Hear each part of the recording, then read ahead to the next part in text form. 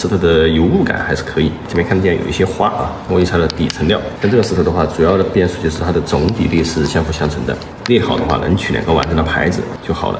如果是裂薄不好啊，它这个裂会进粘，会进一些棉，这个石头就会折扣比较大。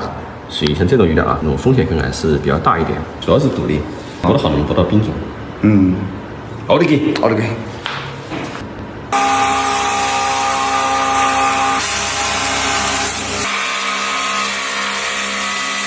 好，石头我们做好了分解，里面只有大裂没有小裂，切斩了，非常的漂亮，3万块钱切到了。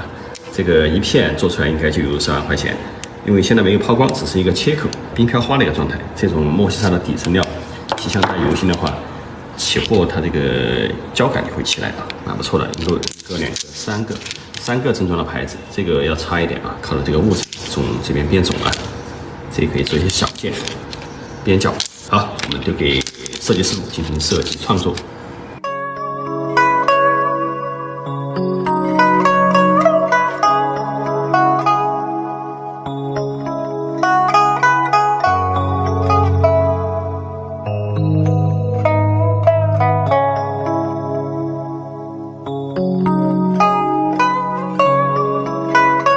好，我们来看看这个黛玉妹妹雕的怎么样？做的是非常的漂亮，立体雕刻啊。这个鱼料起货啊，这个冰种妥妥的，这个就没得说了。背后是用这个线条美简单勾勒了一下，有一点这个撒的这种棉啊，这个都无伤大雅。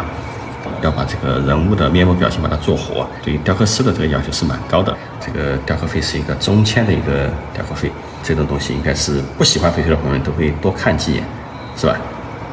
这个鱼料从原始到成品啊，第一件作品就给大家一起分享，先到这儿，都是。